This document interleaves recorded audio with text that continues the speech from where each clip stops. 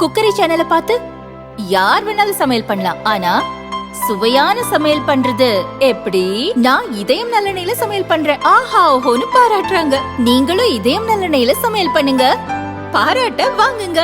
தினம் தோறும் வாங்குவே இதயம் இதயம். தினமல நேயர்களுக்கு வணக்கம். வணக்கம். சிவன் சொத்து குருநாசம், பெருமாள் சொத்து அட ஒன்றும் ஆகாதுப்பா அப்படிங்கிற மாதிரி தமிழ்நாட்டை சேர்ந்த ஒருத்தர் திருப்பதி உண்டியல்ல போட்ட வெளிநாட்டு பணத்தை நூதன முறையில் திருடி இருக்காரு. எவ்வளவு தெரியுமா? 100 கோடி ரூபாய் அளவுக்கு. விசாரணை ஆரம்பிச்சிருக்காங்க. பகீர் தகவல் அதுல இருக்கு. விடுதலை சிறுத்தைகள் கட்சியின் தலைவர் தொல் திருமாவளவன் அவர்கள் மீது பிடிவாரன் பிறப்பித்திருக்கிறது நீதிமன்றம். 2003 போட்ட வழக்குக்கு இப்போ நீதிமன்றம் பிடிவாரன் பிறப்பிச்சிருக்கு. என்ன காரணம் பார்க்கலாம். அதிமுக உரிமை மீட்பு குழுவை ஆரம்பிச்ச ஓபிஎஸ் ஐயாவுக்கு மீண்டும் ஒரு சறுக்கல். வெள்ளமண்டி நடராஜன் மீண்டும் அதிமுகவில் இணைகிறாரோ அப்படின்ற மாதிரி தகவல்கள்லாம் வருது. ஏன்னா உறுதிப்படுத்தாத தகவலை சொல்லாதீங்க அப்படின்னு அதிமுக கடந்து சொல்லிருக்கு. ஊழல் மேல் ஊழல், குற்றச்சாட்டுகளுக்கு மேல் குற்றச்சாட்டு, பிரச்சனைகளுக்கு மேல் பிரச்சனை. கர்நாடகாவினுடைய அமைச்சரவை மாறுமா என்ற கேள்விகளுக்கு மத்தியில் இருக்கிறது காங்கிரசுடைய தலைமையிடம். நிலச்சரிவு வயநாட்டில் அப்படிங்கிறது நம்ம எல்லாருக்குமே தெரியும். எவ்வளவு நபர்கள் இறந்தார்கள் அப்படிங்கிறது தெரியும். ஆனால் இந்த சம்பவம் நடக்க போகுது அப்படின்னு முன்னாடியே மத்திய அரசு மாநில அரசுக்கு எச்சரிக்கை கொடுத்திருக்குது. அதை சரியான முறையில் கவனிக்கல அப்படின்னு சொல்லி அமித்ஷா பகிரங்கமான குற்றச்சாட்டை வைத்திருக்கிறார். சட்டப்பேரவைக்குள் குட்கா கொண்டு சென்ற விவகாரம் தமிழக முதல்வர் உட்பட திமுக எம்எல்ஏக்கள் மீது நடவடிக்கை எடுக்கலாமா கூடாதா? உயர்நீதிமன்றம் கொடுத்த அதிரடி தீர்ப்பு என்ன? இதை பத்தி தான் இன்னைக்கு நம்ம பார்க்க போறோம். இது சைட்லைட்ஸ்.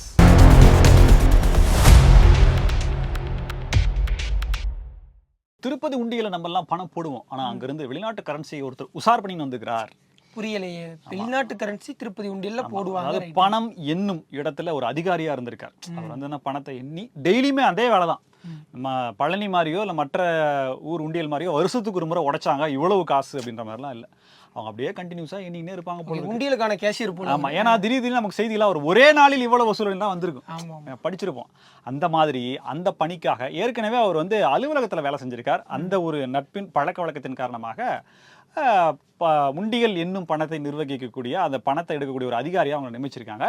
அவர் என்ன பண்ணியிருக்காருன்னா, வெளிநாட்டு கரன்சியா பார்த்து அதை எடுத்து நல்லா சுருட்டி ஆசன வாயில மலக்குடல் வழியா உள்ள விட்டு அதை அப்படியே எடுத்துட்டு வந்து இப்படியே டெய்லி பண்ணிட்டு இருந்திருக்காரு. இது எங்கேயோ வலுவா ஆதாரங்கள் வந்திருக்கு.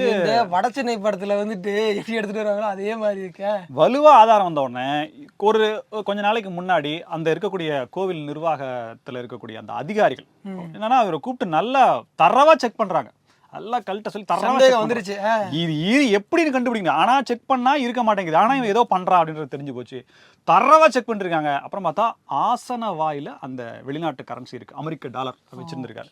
கூப்பிட்டு விசாரிச்சு பார்த்தா இது வந்து என்ன பண்ணிருக்காரு அப்படின்னா, இதற்காகவே ஸ்பெஷலா தன்னுடைய மலக்குடல் சைஸை வந்து பெருசு பண்ணிருக்காரு. சர்ஜரி சென்னையில ஒரு ஹாஸ்பிட்டல்ல அந்த மாதிரி செஞ்சு அதன் மூலியமா அதிக நோட்டுகளை அங்க வச்சு கொண்டு வர முடியுமா? இப்போ பொதுவா இந்த ஐடியாவே நமக்கு வராது. மலக்குடல்ல வைக்கிறதுங்கிற ஐடியா கூட யாராவது ஒரு சில திருடர்களுக்கு தெரியும். ஆனா அதை பெருசு பண்ணலாம், அதுக்கு ஆப்ஷன் இருக்கு, அதுக்கு ஒரு சர்ஜரி இருக்கு அப்படின்றதெல்லாம் யாருக்கு தெரியும் நீங்க சொல்லுங்க. இதுல இன்னொன்னு என்னன்னா, இவரு தங்க கடத்தல் வேலை செய்யறவங்க தான் இந்த மாதிரி செய்வாங்க. ஏன்னா வெளிநாடுகள்ல இருந்து விமானத்துல ஆசனவாய் வழியாக கடத்தல் தங்கம் பிடிபட்டது அப்படின்னு சொல்றாங்க பாத்தீங்களா? அது மாதிரி கடத்தக்கூடியவர்கள் அந்த வெளிநாட்டு தங்கத்தை அதிகமா உள்ள வச்சுக்கிறதுக்காக அந்த சர்ஜரியை பண்ணிப்பாங்க உடலியல் ரீதியா. அது இவருக்கு எப்படி தெரிஞ்சிருக்கு? அப்ப தங்க கடத்தலோட இவருக்கு தொடர்பு இருந்திருக்கு, யாரோ ஒருத்தர் கொடுத்துருக்காங்க அப்படின்ற மாதிரி சொல்றாங்க. இது எல்லாத்துக்கும் மேல இது வெளியில வந்தா திருப்பதி தேவஸ்தான லூ அந்த புகழ் அந்த பெருமை வெங்கடாச்சலபதி லூ அப்படின்ற மாதிரி அவருடைய மாண்பு குறைஞ்சணும் அப்படிங்கிறதுனால வெளியவே சொல்லல. ஆனால் நீங்க இந்த திருட்டை வந்து அட்மையர் பண்ணி ஆகணும். ஏன்னா இப்படிப்பட்ட ஒரு திருட்டை செய்யறதுக்காக அவர் வந்து தன்னுடைய உடல்ல வந்து வருத்தி இருக்காரு இல்லையா? அந்த உடல் வருத்து அந்த டெடிகேஷன் வந்து நம்ம பாராட்டணுமா இல்லையா? சரி, எவ்வளவு சொத்து சேர்த்து வச்சிருக்காரு? இது வரைக்கும் 100 கோடி. என்னது 100 கோடி? என்னங்க அது புரியலையே தம்பி. 100 கோடி தம்பி, உண்மை தம்பி. அதாவது ஆமா, 100 crores ஒன்லி. அது திருப்பதி அது பக்கத்துல இன்னொரு செய்வார் 1000 கோடி போட்டுருப்பாரு, அதுக்குள்ள பிடிச்சிட்டாங்க. அடுத்த திருப்பதி நீங்க இவ்வளவு அவசரமா இருந்தீங்கன்னா நாங்களாம் எப்படி அப்படின்ற மாதிரி இல்ல. அடுத்த திருப்பதியில எம்பியா போட்டியிட போறா அப்படின்னு தெரியல. அப்படித்தான் ஆயிருக்கு. அங்க இருக்கிற ஒரு எம்பி பேசி, அங்க மேல் சபை இருக்கு திருப்பதியில, ஆந்திராவிற்கு, அவங்க கொண்டு போய் அவங்கதான் அந்த தகவல் எடுத்து இப்பதான் வெளியில வருது. என்னன்னா 100 கோடி ரூபாய் பணத்துல அந்த இருக்கக்கூடிய சொத்துக்கள்ல ஒரு கால்வாசியோ இல்ல அரைவாசியோ அது நின்று ஒரு செட்டில்மெண்ட்டுக்கு வந்திருக்காங்க. எல்லா பணமும் இல்ல, ஒரு செட்டில்மெண்ட்டுக்கு வந்திருக்காங்க. திருப்பதி தேவஸ்தானம் அவரும் நான் கொஞ்சம் கொடுத்துறேன்னு சொல்லி, ஏடா டே திருடின பணத்தை தாண்டா அது, நீ எல்லாரும் திருப்பதி இவ்வளவு கொண்டு போய் கொட்டுனா இது எப்படி, அதாவது மக்களுக்கு சொல்ல விரும்புகிறேன், நீங்கள் கோவிலுக்கு செலுத்துவது கடமை, அதாவது என்னன்னா ஒரு நேர்த்தி கடன் காணிக்கை நம்ம நினைச்சிட்டு இருக்கோம். அங்கேயே ஒருத்தன் ஆட்டையை போட்டிருக்கான், அவனும் உயிரோட நல்லதா இருக்கான், ஆனா அதுக்கெல்லாம் நம்ம சாப விடுவோம், அது தெரியல. இருந்தாலும் பெருமாள் சொத்து திருடி இருக்கிறார், என்ன ஆகும் அப்படின்றது தெரியல. விடுதலை சிறுத்தைகள் கட்சியினுடைய தலைவர் திருமாவளவன் அவர்கள் நாடாளுமன்ற உறுப்பினர் வேற. அவர் வந்து 2003 அப்போ வந்து மதமாற்ற தடை சட்டம் வந்து கொண்டு வராங்க. அதற்கு எதிராக வந்து மயிலாடுதுறையில் ஒரு போராட்டத்தை, ஒரு பேரணியை நடத்துகிறாங்க. அந்த பேரணியில் ஒரு கலவரம் ஏற்படுது, ஒரு பொது சொத்துகளுக்கு சேதம் ஏற்படுது. ஸோ இதை நடத்துறது நீங்கள் தானே அப்படின்னு சொல்லிட்டு அவர் மேலே வந்து சில வழக்குகள் போடப்பட்டு அது விசாரணையில் இப்போ வரைக்கும் இருக்குது. 2003 போடப்பட்டு 2024 வரைக்கும் இருக்குது. இந்த வழக்கில் வந்து அவர் சரியான நேரத்தில் ஆஜராகலை, அது மட்டும் இல்லாமல் பதில் மனு தாக்கல் செய்யலை அப்படின்னு சொல்லி அவருக்கு பிடி வாரண்ட், கைது ஆணை கொடுத்துருக்காங்க. அப்படிங்கிறது வந்து மிக முக்கியமான செய்தியாக இன்றைக்கு ஊடகங்கள் செய்யப்படுவாங்களா? அப்படித்தான் தமிழக அரசு செய்யுமா? ஒரு சமூக நீதியை காக்குமா? நீதிமன்ற உத்தரவை ரைட் இப்போ செயல்படுத்துமா? இதில் முக்கியமான விஷயம் என்னென்னா 2011 இதே மாதிரி இன்னொரு வழக்குக்காக அவருக்கு வந்து பிடிவாரண்ட் கைது ஆணை வந்து பிறப்பிக்கப்படுது. அது மட்டும் கிடையாது, 2017 இதே வழக்கில் கைது ஆணை ஒரு முறை பிறப்பிக்கப்பட்டிருக்கு. ஆமாம்.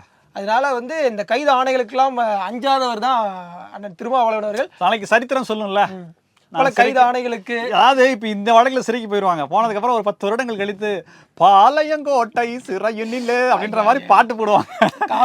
எதுக்கு போனாங்க, ஏன் போனாங்கன்றது அதுக்கடுத்து வரக்கூடிய மக்களுக்கு தெரியவா போகுது அப்படின்னு. இதுல ஒரு சிக்கல் என்னன்னா, இந்த வழக்கறிஞர்கள் வந்து அந்த 3 குற்றவியல் சட்டங்களை திரும்ப பெறுவதற்கான போராட்டத்தில் வேலை நிறுத்தத்தில் ஈடுபட்டிருக்காங்க. அதனால தான் இந்த வழக்கில் வந்து சரிவர பதிலளிக்க முடியலை, அவரும் ஆஜராகலை அப்படிங்கிறது தான் பிரச்சனை. அதற்காக ரெண்டாவது, இந்த மத மாற்ற தடை சட்டம் கொண்டு வரப்பட்ட போது கருணாநிதி அவர்கள் அப்போ வந்து ஏடிஎம்கே ஃபுல் மெஜாரிட்டியில் இருக்காங்க, எதிர்கட்சிகளுக்கான ஒரு இது கிடையாது, எந்த சட்டத்தையும் அவங்க எந்த ஒரு மசோதாவையும் பில்லையும் பாஸ் பண்ணக்கூடிய அளவுக்கான பலத்தில் அவங்க இருக்கிறதுனால எதிர்கட்சியாக இருந்த திமுக, அப்போதைய திமுக தலைவர் கருணாநிதி அவர்கள் வந்து கண்டனம் தெரிவிக்கிறார். பெரியாருடைய கொள்கைக்கு இது வந்து எதிராக இருக்கு, விருப்பப்பட்டு மதம் மாறுறவங்களை கூட இந்த சட்டத்தை வச்சு அவங்களை தண்டிக்கலாமே அப்படின்ற மாதிரி ஒரு வார்த்தையை முன் வச்சு கண்டனம் அவரும் எதிர்ப்பு தெரிவிச்சாரு. இதை தாண்டி போப், உங்களுக்கு தெரியும், கத்தோலிக்க திருச்சபையினுடைய தலைமையகமான வாட்டிகன்ல இருக்கக்கூடிய போப் வந்து இதை நாங்கள் வன்மையாக கண்டிக்கிறோம் அப்படின்னு சொல்லி அவருக்கே கேட்கல, அவர் அப்படிதான் பேசுவார். அந்த மாதிரி அவர் சொல்லி கிண்டலுக்காக சொல்ல அவர் சொல்லியிருந்தாரு. அப்போ வந்து என்னன்னா, போப் தமிழ்நாட்டு மக்களுக்கான பிரதிநிதி கிடையாது, அவர் இந்த பொறுப்புலையும் இருக்க கிடையாது அப்படின்னு சொல்லி தனக்கே உரிய பாணியில் அதுக்கான பதிலையும் சொன்னாங்க.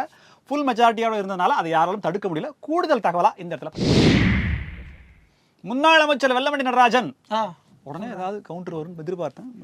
இல்ல ஐயா பத்தி அதிகமா தெரியாதுங்க, விஷயத்த சொல்லுங்க. அதாவது என்னன்னா, அவர் வந்து இங்க இருந்தாரு, அப்புறம் அங்க போனாரு, அப்புறம் அங்க சரியில்லாதனால மறுபடியும் இங்க வந்துட்டார். இப்ப அவர் எங்க இருக்காரு? இப்ப அவரு அதுதான் தெரியல, அதான் கேள்விக்குறியா இருக்கு. ரைட், எங்க வரப்போறாரு? அதாவது நான் முதலே ஒரு கருத்தை சொல்லிடுறேங்க. அதிமுகவுடைய தலைமை கழகம் ஒரு அறிக்கை வெளியிட்டது, உண்மைத்தன்மை அறியாமல் எங்க வீட்டுல செக் பண்ணாம நீங்க ஏதாவது கருத்துக்களை தெரிவிச்சீங்க அப்படின்னா நாங்க சட்டப்படி நடவடிக்கை எடுப்போம் சொல்லி கண்டிப்பான குரல்ல சொல்லிக்கிறாங்க. எனக்கு வேற பயமா இருக்குது.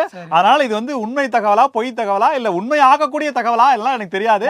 பட் வந்த தகவலை நான் சொல்றேங்க, எங்களுக்கே உண்டான பாணியில் நாங்க சொல்றோம். அதாவது வெல்லமண்டி நடராஜன் முன்னாள் அமைச்சர், அவரு அதிமுக இணை ஒருங்கிணைப்பாளர் அப்படின்ற இருந்தப்ப, அதுக்கப்புறம் போனதுக்கு அதிமுக உரிமை மீட்பு குழு அப்படின்ற ஒண்ணு ஆரம்பிச்ச உடனே, முன்னாள் முதலமைச்சர் பன்னீர்செல்வம் அவர்கள் ஆரம்பிச்ச உடனே அந்த குழுல போய் சேர்ந்தார். அதுக்கப்புறம் பாத்தீங்கன்னா திருச்சியில பெரிய கை அப்படின்றதுனால பல உள்ளடி வேலைகள்லாம் பார்த்தாரு அப்படின்ற மாதிரிலாம் சொல்லப்படுது. இருந்தாலும் ராமநாதபுரம் தொகுதியில பன்னீர்செல்வம் அவர்கள் ரெட்டலையை எதிர்த்து நின்றது அப்படிங்கிறது பல பேருக்கு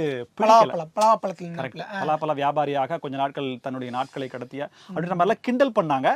ஆனா அதுக்கு வேற பல காரணங்கள் இருக்கு. என்ன இருந்தாலும் ஓபிஎஸ் அந்த மாதிரி ரெட்டைலை எதிர்த்து நின்னது அப்படிங்கறத இந்த கிருட்டிணன், முன்னாள் அமைச்சர் கூப்பா கிருட்டிணன் அவர்கள், அப்புறம் மற்றும் இவங்கெல்லாம் நிறைய பேர் வந்துட்டாங்க. இப்போ பெங்களூர் புகழேந்தி கூட அவரோட இல்லைன்ற மாதிரி எல்லாம் சொல்றாங்க, அவரு வேற மாதிரி பேசுறாங்க. இப்போ அந்த பிரச்சனைக்கு அப்புறம் என்னன்னா, இல்ல இது சரிப்பட்டு வராது, முன்னாள் முதலமைச்சர் பன்னீர்செல்வம் இருக்கிறது சரி வராது அப்படின்னு சொல்லி மறுபடியும் தாய் கழகத்துக்கே தன்னை இணைத்துக் கொள்வதற்கு, கொள்கையோடு சேர்ந்து கொள்வதற்காக ஆற்றோடு சேர்ந்து சிற்றாரும் இணைவதாக தகவல்கள் வந்திருக்கு. இதனால Edappadi K Palaniswami I very happy அப்படின்ற மாதிரி ஊர்ல இருக்கிறதாகவும் சொல்லப்படுது. இது ஒரு பாசிட்டிவ் நியூஸ் அப்படிங்கிறதுனால அதிமுகவில இருந்து சட்டபூர்வமான எச்சரிக்கையோ அல்லது நோட்டீஸ் எதுவும் வராதுங்கிறதுனால நாங்க சைடு எட்ஸ்ல சந்தோஷமா இந்த கருத்தை பதிவு பண்றோம். நடந்தால் சந்தோஷம், நடக்கவில்லை என்றால் எங்களுக்கு கொடுமைக்கு. அதே நேரத்துல எடப்பாடி பழனிசாமியோட தலைமையை ஏத்துக்கிட்டாரு அப்படிங்கிறப்ப உண்மையா சொல்ற மாதிரி சந்தோஷமா தான் இருக்கும். அதனால ஆட்சியில வந்து இணையறாரு அவரை ஏத்துக்கிட்டாரு, நோட்டீஸ்ல அனுப்ப மாட்டாங்க. என்ன ஒண்ணுனா, எடப்பாடி பழனிசாமி அவர்களை பொது செயலாளராக ஏற்றுக்கொண்டார் அப்படிங்கிற அந்த வார்த்தையை நம்மளால சொல்ல முடியும். அப்படிப்பட்ட ஒரு சட்டத்தடை இருக்கு பார்த்தீங்களா, அதுதான் நமக்கு மனசுக்கு உறுத்தலா இருக்கு. இருந்தாலும் ஐயா ஹாப்பி தான். இருந்தாலும் ஆகஸ்ட் 7 நாங்கள் பதில் மனு தாக்கல் பண்ணுவோம். அதுக்கு சட்ட தீர்ப்புகள் முன்னாள் நீதிமன்றங்கள் கொடுத்த தீர்ப்புகள் எல்லாமே வந்து தாஸ்தாவேஜுகள் அடிப்படையில் தாக்கல் பண்ணுவோம் அப்படின்னு சொல்லிக்கிறாங்க. இருந்தாலும் எடப்பாடி ஐயா ஹாப்பி என்னாச்சு? கடந்த 2017ஆம் ஆண்டில் அன்றைய சட்டப்பேரவையில் எடப்பாடி பழனிசாமி அவர்கள் வந்து முதலமைச்சராக இருக்கும்போது எதிர்க்கட்சி தலைவராக இருந்த இன்றைய முதலமைச்சர் ஸ்டாலின் அவர்கள் இந்த குட்காவெல்லாம் கொண்டு வந்து ஒரு பெரிய ஆர்ப்பாட்டம், போராட்டம், ஒரு பெரிய ஆமளி துமளி அப்படிலாம் பண்ணாங்க. அதனால நீங்கள் எப்படி சட்டப்பேரவைகளை கொண்டு வரலாம் அப்படின்னு சொல்லி நம்ம இது எல்லாத்தையும் ஏற்கனவே சைட்லிஸ்ட்டில் விளக்கியாச்சு. அதில் உரிமை மீறல் குழு, அந்த உரிமை குழு வந்து உரிமை மீறல் நடவடிக்கை எடுக்கிறதுக்கு எடுக்கலாமா கூடாதா அப்படின்னு சொல்லி ஒரு விவாதம் போயிட்டு இருந்துச்சு. தனி நீதிபதி ஒரு தீர்ப்பு கொடுத்தாங்க. இப்போ அந்த தனி நீதிபதியோட தீர்ப்பை ரத்து செஞ்சு ஒரு தீர்ப்பு வந்திருக்கு. அது என்னன்னா, உரிமை குழுக்கிட்ட வந்து ஸ்டாலின் உட்பட, ஐயா ஸ்டாலின் அவர்கள் உட்பட எல்லா திமுக எம்எல்ஏக்களும் விளக்கம் கொடுத்து தான் ஆகணும் அப்படின்னு ஒரு தீர்ப்பு வந்திருக்கு.